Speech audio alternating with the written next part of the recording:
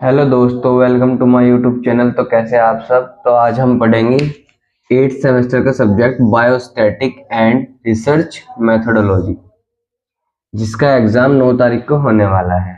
मैं इसके सिर्फ आपको 2 क्वेश्चन कराऊंगा जो हर साल रिपीटेड क्वेश्चन है, मोस्ट इंपोर्टेंट क्वेश्चन है 2023 में। यह क्वेश्चन पेपर मतलब यो ही क्वेश्चन है, इसी से पूरा क्वेश्चन पेपर बना हुआ था, तो ये बहुत यूजफुल क्वेश्चन है। तो कुछ डायरेक्ट क्वेश्चन की बात करते हैं। Calculate the standard deviation and mean deviation of following data. तो आपको एक डाटा दिया गया है, उसमें आपको मीन डेविएशन और स्टैंडर्ड डेविएशन के बारे में बताना है। तो हम सबसे पहले बात करते हैं मीन। मीन क्या है? तो मीन का फॉर्मूला है, जनरल फॉर्मूला। मीन को एक्स इनवर्स से रिप्रेजेंट करते हैं। तो एक्स इनवर्स बराबर sigma F x upon sigma F. तो इसका फॉर्मूला क्या है? Sigma F x upon sigma F. तो सिग्मा एफ क्या है? यहां पर फ्रीक्वेंसी, मतलब एफ क्या है? फ्रीक्वेंसी। एक्स क्या है? आपके साइज ऑफ आइटम्स। तो हम रिप्रेजेंट करते हैं एक्स को और एफ एक्स को। तो हमने एक्स की जो नंबर्स है वो यहाँ पे लिखे, एफ के जो नंबर है वो हमने यहाँ पे लिखे। तो हमें क्या निकालना है? फॉर्मूले के हिसाब से एफ एक्स। तो सबसे पहले क्या निकालते हैं? F x. तो हमने एफ एक्स निकाला, तो क्या होगा?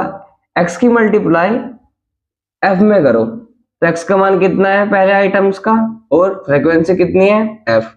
तो 6 तिया 18, इसकी मल्टीप्लाई इसमें 42, 72, 117, 80, 55, 48 और टोटल एफ एक्स, यानी कि सिग्मा किसे रिप्रेजेंट कर रहा है यहाँ पर? सिग्मा रिप्रेजेंट कर रहा है आपके जोड़ने को, केवल और केवल जोड़ने को। तो एफ एक्स क्या होगा?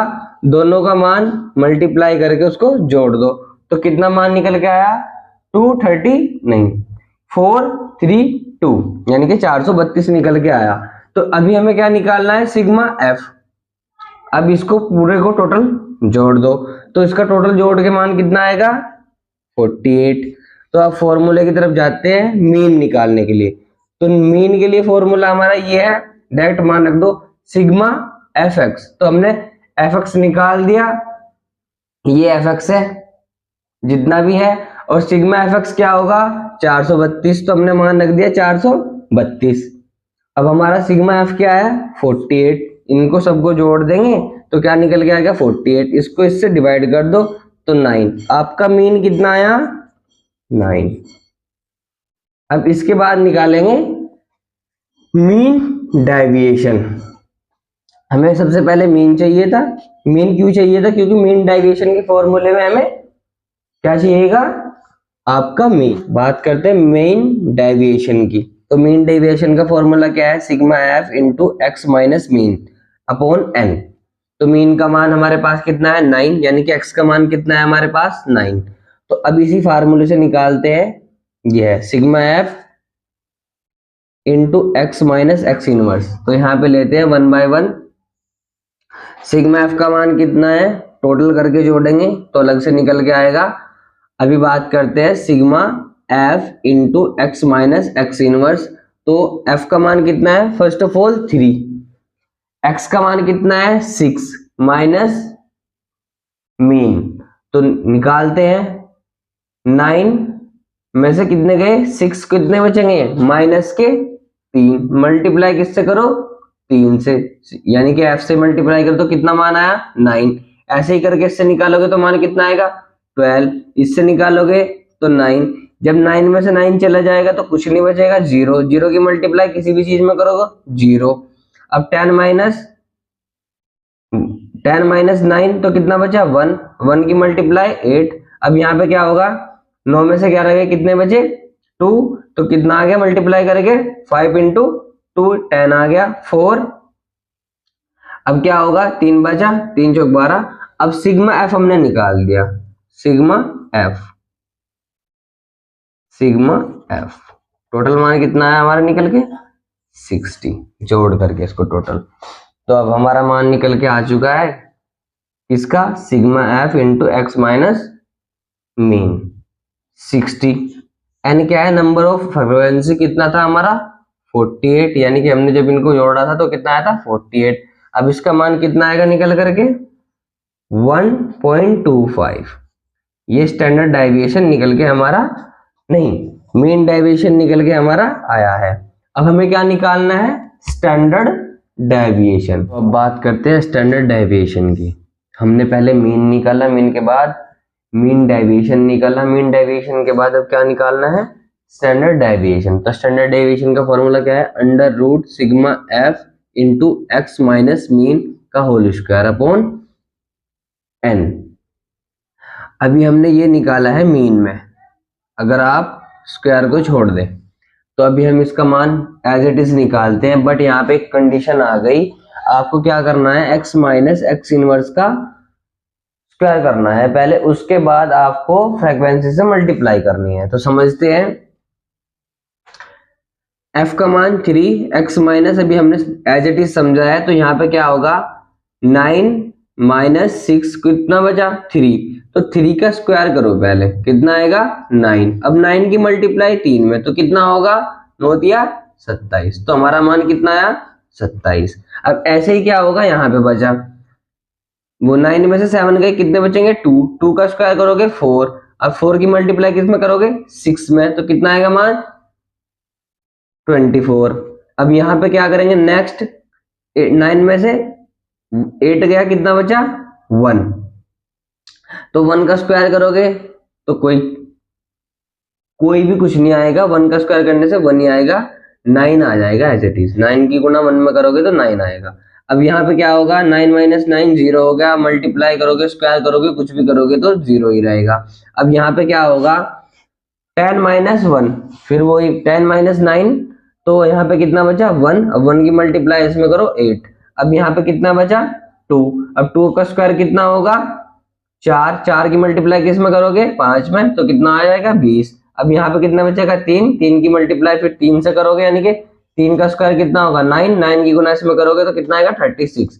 तो टोटल एफ एक्स कितना आ जाएगा हमारा 124।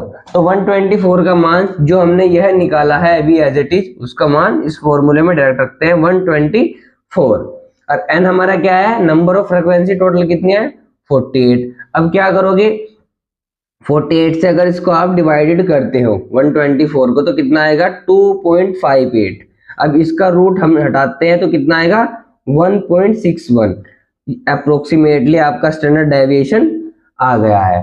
तो इन क्वेश्चन में आपको क्या याद रखना है, सबसे पहले आप क्या निकालेंगे मीन।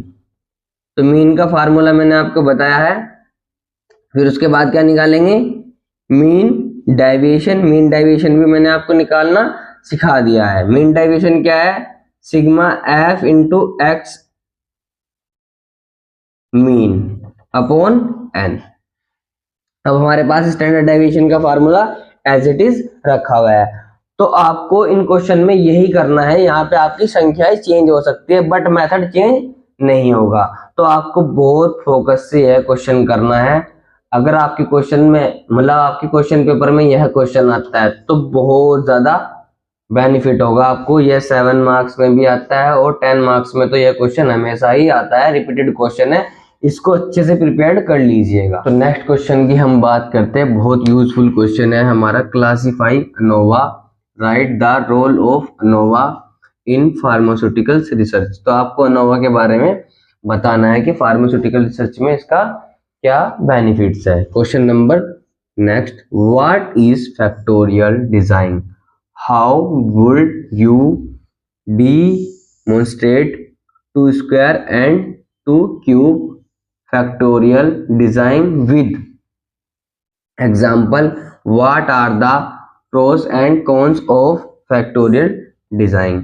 तो आपको फैक्टोरियल डिजाइन के बारे में बताना है। ये फैक्टोरियल वेक्टर वाला नहीं है, तो इसमें क्या है आपको दो चीज बतानी होगी कि अब भाई आप नंबर ऑफ फैक्टर्स क्या है, each factor has total experiments. तो मैं आपको इस क्वेश्चन को शॉर्ट में समझाऊंगा, यह क्वेश्चन हमेशा लॉन्ग में आता है, बट आपको पता होना चाहिए कि नंबर ऑफ फैक्टर्स क्या है।